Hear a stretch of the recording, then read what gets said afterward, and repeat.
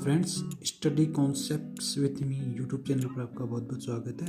आज से हम लोग पढ़ेंगे पॉलिटी यानी कि भारत का संविधान, कॉन्स्टिट्यूशन ऑफ इंडिया। और इसमें हम पहला चैप्टर पढ़ रहे हैं जो हमारे संविधान के जो पार्ट्स हैं यानी कि जो भाग हैं, यानी कि 22 जो भाग हैं उनके बारे में हम चर्चा करेंगे। हमारा पहला जो भाग है वो है संघ व उसके राज्य क्षेत्र, जो आर्टिकल 1 से 4 में आता है, यूनियन एंड इट्स टेरिटरी, उनके बारे में यानी राज्य क्षेत्र और संघ के बारे में हम चर्चा करेंगे। अब इसमें हम पढ़ेंगे पहला आर्टिकल फर्स्ट में हम पढ़ते हैं, उसका जो फर्स्ट क्लोज है उसके बारे में हम पढ़ते हैं। उसमें लिखा हुआ है इंडिया यानी भारत राज्यों का संघ होगा, यानी कि इसमें लिखा हुआ है कि भारत संघ है, इसका स्टेट्स का यानी कि राज्यों का संघ है। यह अमेरिकी संघ के अनुसार नहीं है, जैसे अमेरिका में एक एग्रीमेंट के तहत सारे राज्य स्टेट जुड़े हुए हैं ना, वैसे नहीं है। इसमें यह है कि किसी भी राज्य को अलग होने का अधिकार नहीं है, यानी कोई भी स्टेट अलग नहीं हो सकता है अपने यूनियन से, यह इसमें कहा गया है। हम आगे इसके आर्टिकल फर्स्ट के सेकंड क्लोज के बारे में पढ़ते हैं, जिसमें लिखा हुआ है राज्य व केंद्र शासित प्रदेश, जो कि फर्स्ट शेड्यूल यानी जो पहली अनुसूची है उसके अंदर मेंशन है, उनके बारे में यह बताता है। और इसी हिसाब से आर्टिकल फर्स्ट का जो तीसरा क्लोज है वो कहता है भारत के राज्य क्षेत्रों के बारे में, यानी कि भारत में यानी हमारे भारत संघ में कितने स्टेट हैं यानी कितने राज्य हैं, कितनी केंद्र शासित प्रदेश यानी यूटीज हैं, कितने अर्जित क्षेत्र हैं, उनके बारे में यह हमें बताता है। इन तीनों को मिलाकर बनता है भारतीय राज्य क्षेत्र। अब कई बार एग्जाम में हमें ये पूछ सकता है कि आर्टिकल फर्स्ट के कौन से क्लोज में बताया गया है भारतीय राज्य क्षेत्रों के बारे में, तो इसे हमें ध्यान में रखना पड़ेगा। ओके, हम बात करते हैं अर्जित क्षेत्र यानी कि एक्वायर्ड एरिया के बारे में। जो एक्वायर्ड एरिया है वो हमारे कौन से होते हैं और वो कैसे होते हैं, मतलब कैसे हम उनको एक्वायर करते हैं, तो इनके बारे में हम पढ़ते हैं। तो ये दो तरीक़ों से हम एक्वायर करते हैं, जीत द्वारा यानी कि किसी भी राज्य से यानी किसी देश से हम लोग युद्ध करते हैं और जीत जाते हैं और फिर हम उसका कुछ एरिया रख लेते हैं, उसे हम कहते हैं जीत द्वारा। और संधीय समझौते द्वारा, यानी कि कोई भी जो समझौता साइन करते हैं, कोई भी ट्रीटी साइन होती है दो कंट्रीज़ के बीच में, तो उससे भी हम यह एरियाज ले सकते हैं। अब इसमें हम देखते हैं पहले जीत द्वारा, यानी कि हमने कोई लड़ाई लड़ी और हम उसमें जीते और हमें कुछ एरिया हमारा मिला। उनमें हम देखते हैं दादर व नागर हवेली, दमन व दीप और गोवा के बारे में। जो दादर नागर हवेली और दमन व दीप है उसको 1954 में हमने जो पुर्तगीज थे यानी पुर्तगाली थे ना, उनसे जीता था। और जो गोवा की बात करें उसे 1961 में हमने पुर्तगालियों से ही जीता है। और 1962 में जो 12 यानी कॉन्स्टिट्यूशन अमेंडमेंट एक्ट था उससे उसे यूटी बना दिया गया था, यानी कि गोवा जो 1962 में क्या बन गया था, यूटी यानी कि क्या केंद्र शासित प्रदेश बन गया था। बाद में गोवा को 1987 में एक स्टेट यानी कि राज्य का दर्जा मिला था। अब हम पढ़ते हैं फ्रांस से संधि, यानी कि जैसे कोई कौन सी ट्रीटी से हमें कौन सा क्षेत्र मिला है। जैसे पांडिचेरी है जो तमिलनाडु में है, मतलब जो तमिलनाडु के अंडर है, अभी कराईनाल है जो भी तमिलनाडु के अंडर है, यनम है जो आंध्र प्रदेश के अंडर है, माहे है जो केरल के अंडर है, और एक क्षेत्र और है जिसे हम कहते हैं चंद्रनगर, जो भी वेस्ट बंगाल में शामिल हुआ था 1950 में। तो उनके बारे में क्या है, इसे 1954 में कब्जा कर लिया गया था। और जो 14 कॉन्स्टिट्यूशन अमेंडमेंट एक्ट हुआ है 1962 में, उनसे इन्हें यूटीज बना दिया गया है, यानी कि ये क्या है, केंद्र शासित प्रदेशों के नाम है। इनको मिक्स करके अभी जैसे नए अमेंडमेंट्स हुए ना, वो इन्हीं को ही अलग अलग एक कर दिया गया है। छोटे छोटे क्या होते हैं, द्वीप होते हैं, और ये द्वीपों पे कब्जा किसका था, पहले फ्रांस का था। जब इंडिया हमारा आज़ाद हुआ था ना, उस समय की बातें हैं ये 1954 की। चलिए हम आगे बढ़ते हैं। आर्टिकल क्या कहता है हमारा आर्टिकल 2 में है नए क्षेत्रों का प्रवेश जो पहले भाग ना हो, यानी कि जो भारत संघ के भाग नहीं हैं और वो अभी इंडिया में आना चाह रहे हैं। जैसे बांग्लादेश का कोई भाग है या कोई पार्ट है, कोई स्टेट है जिस पे भी इंडिया का मतलब हो गया, कब्जा हो गया, तो उसमें इसको कैसे शामिल करना है उसके लिए आर्टिकल 2 में कहा गया है। इसमें 2 पॉइंट हैं।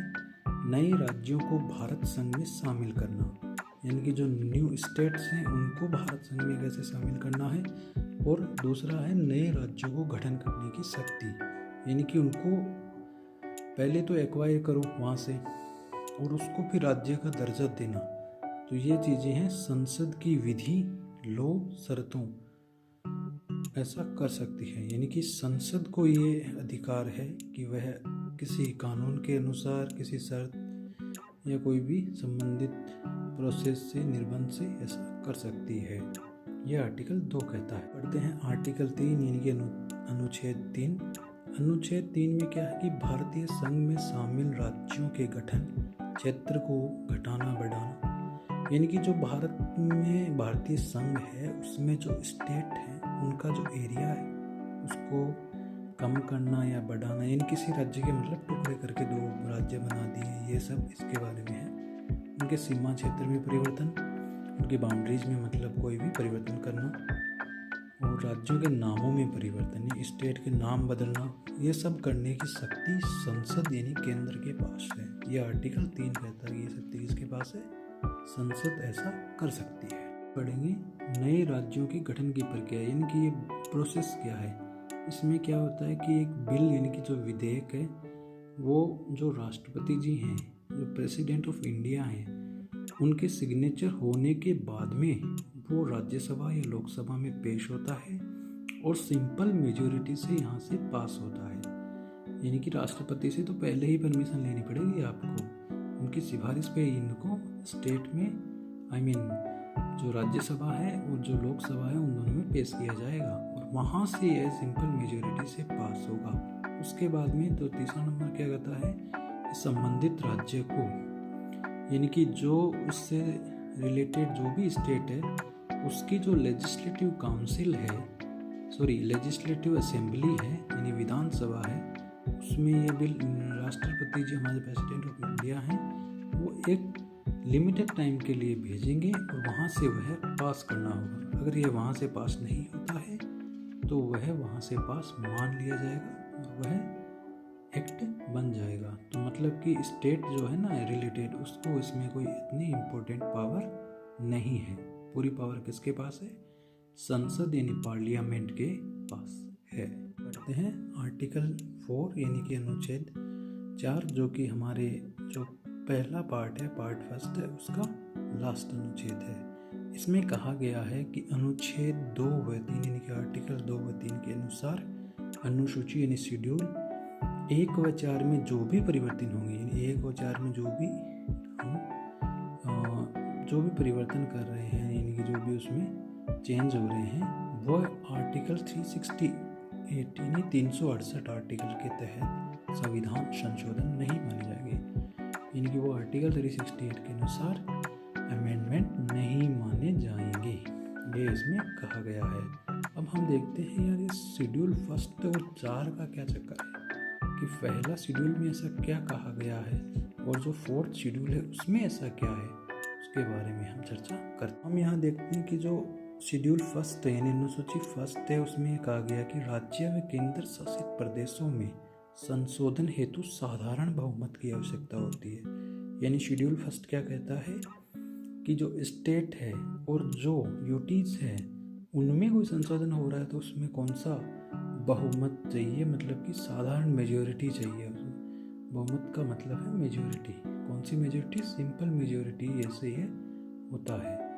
और जो अपना शेड्यूल 4 है वो क्या कहता है कि राज्यसभा की सीटों का आवंटन जनसंख्या के आधार पर। अरे भैया तुम स्टेट में परिवर्तन चेंज करोगे, उसका सीमा बदलोगे, मतलब कि उसका बाउंड्रीज में चेंज करोगे तो जनसंख्या में भी तो चेंज होगा ना उस स्टेट की, तो उसकी फिर जो राज्यसभा की जो भी सीटें हैं उनमें भी चेंज होगा। तो यह शेड्यूल 4 उन्हीं के बारे में बताता है। तो ये था हमारे इंडियन कॉन्स्टिट्यूशन का पार्ट फर्स्ट, जिसमें हमने आर्टिकल 1 से 4 के बारे में पढ़ा। अब हम नेक्स्ट वीडियो में इसके पार्ट 2 के बारे में पढ़ेंगे, जिसमें हम सिटीजनशिप के बारे में पढ़ेंगे। तो उसके लिए आपको इस चैनल को सब्सक्राइब करना पड़ेगा और इस वीडियो को लाइक करना पड़ेगा। ओके, तो स्टडी कॉन्सेप्ट्स विद मी पे आपका बहुत बहुत थैंक यू कि आपने वीडियो देखा। इसे आगे शेयर कीजिए। अब मिलते हैं हम अगले वीडियो में और इसी प्रकार से हम पूरी पॉलिटी पढ़ेंगे विद डीप, और ये आपके सभी एग्जाम्स में बहुत ही सफिशिएंट रहेगा और हम आगे फिर इसमें बहुत सारे क्वेश्चंस भी करेंगे। Thank you.